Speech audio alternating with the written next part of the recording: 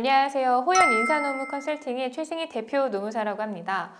저는 이제 건설업 전문으로 활동을 하고 있는데요. 건설업 같은 경우에는 일반 업종이랑은 좀 다르게 독특한 인사 관리를 해야 되는 이제 특성이 있는데요. 오늘은 그 점을 한번 자세히 살펴보도록 하겠습니다.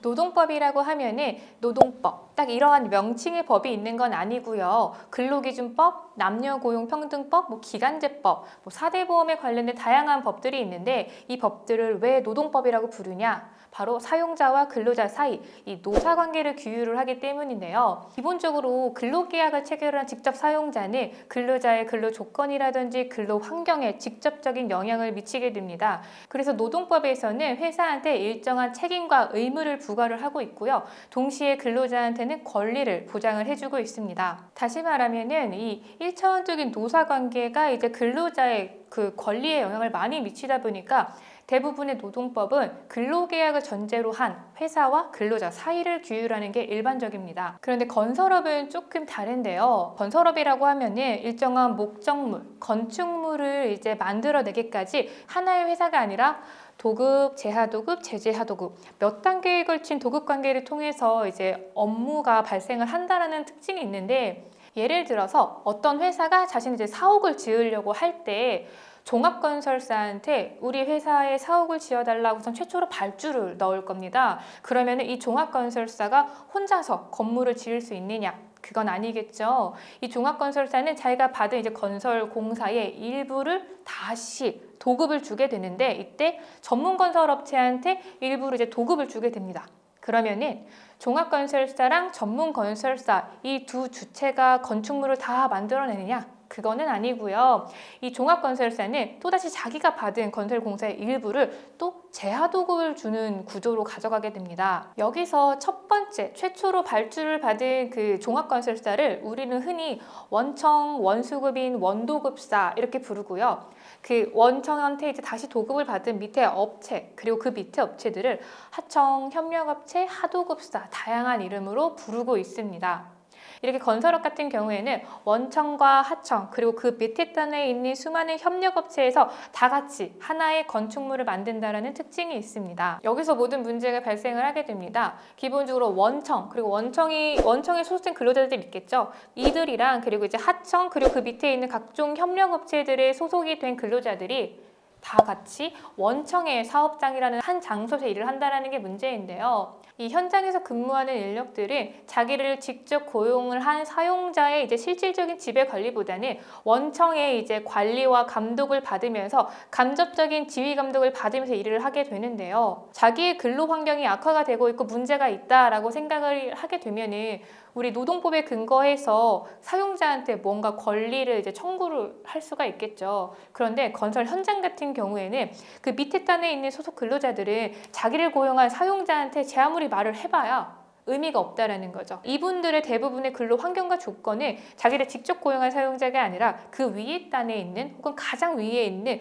원청이 좌지우지하게 되다 보니까 근로 조건에 직접 계약 관계가 없는 원청이 굉장히 많은 영향을 미치게 됩니다. 반대로 원청의 입장에서는 본인이 직접 고용한 근로자들이 일을 하는 게 아니고 그 밑에 단에 있는 간접 고용한 사람들을 통해서 작업물을 만들어내다 보니까 이게 건축물의 품질 관리가 안 될 수 있다는 문제가 발생을 하게 됩니다.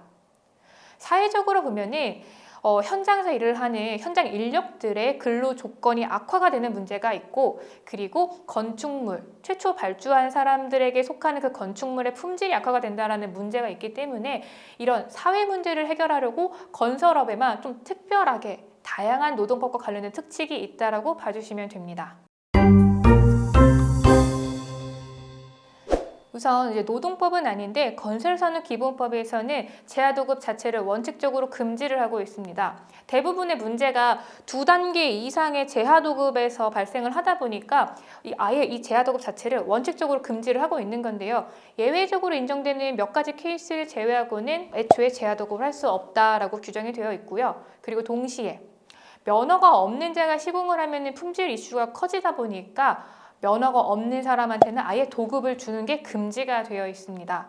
법 자체는 이렇게 재하도급을 금지하고 무면허 시공이라든지 무면허 업체한테 도급을 하는 걸 금지를 하고 있는데, 실제로 이제 건설 현장을 보면은 무면허 시공 그리고 이제 재하도급 자체가 만연하게 이루어지고 있는 것을 보실 수가 있습니다.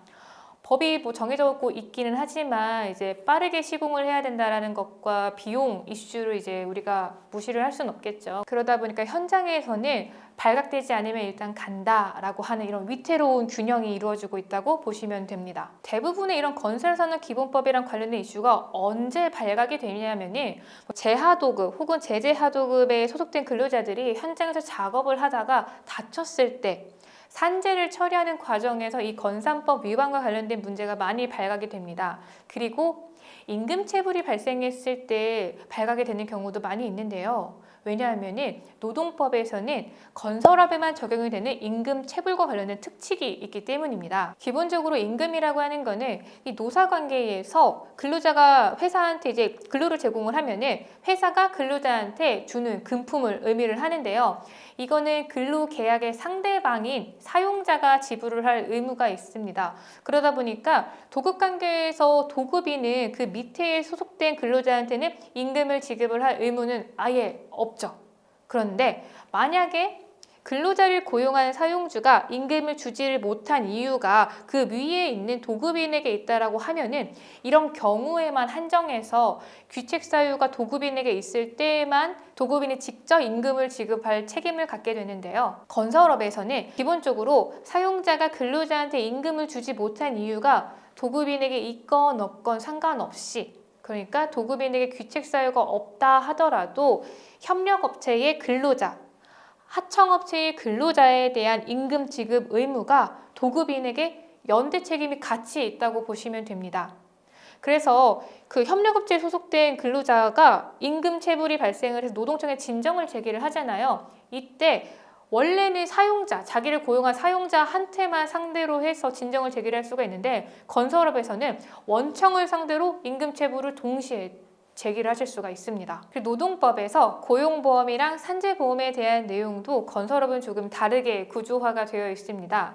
기본적으로 근로자를 고용한 사용자한테 고용보험과 이제 산재보험을 가입을 할 의무가 있는데, 건설업 같은 경우에는 현장에서 근로하는 모든 인력들에 대한 그 보험 가입자로서의 의무, 그러니까 고용보험과 산재보험을 가입할 의무가 현장 인력이 직접 고용한 사용자가 아니라 원청, 원수급인에게 있다라고 보시면 됩니다. 그러다 보니까 현장 인력에서 산재가 발생을 하게 되면은 원청은 예민할 수밖에 없어요. 자기가 직접 고용한 근로자한테 발생한 사고가 아닌데도 본인이 책임을 져야 되는 문제들이 발생할 수가 있거든요. 특히 협력업체한테 발생한 사고가 중대재해, 뭐 예를 들어 사망사고라고 하면은 이제 그 원청에게 미치는 영향이 훨씬 더 크다고 볼 수가 있는데요.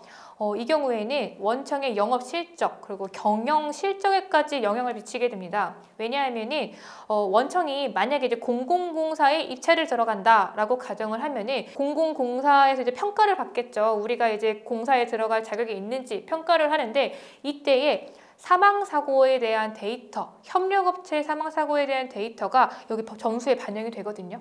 그러다 보니까 실제로 본인이 공사를 따오는 영업 실적에까지 영향을 미치다 보니까 협력업체의 사망사고는 정말 이제 원청, 우리 원수급인 혹은 원도급사, 여기에 굉장히 많은 영향을 미친다고 볼 수 있습니다. 그리고 이제 건설 현장 같은 경우에는 그 원청이 이제 실질적으로 지배 관리하는 이제 사업장이다 보니까 산업안전보건법 그리고 중대재해처벌법상의 도급인의 책임을 다 부담을 하게 돼요. 그래서 협력업체 근로자에게 이제 사고가 난다라고 하면은 형사처벌은 물론이거니와 이제 민사상 손해배상에 대한 책임까지 같이 부담을 하게 됩니다.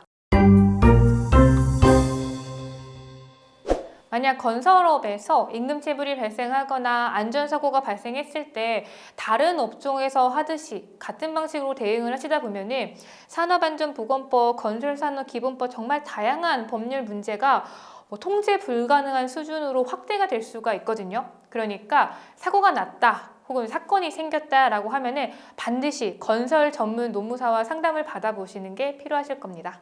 감사합니다.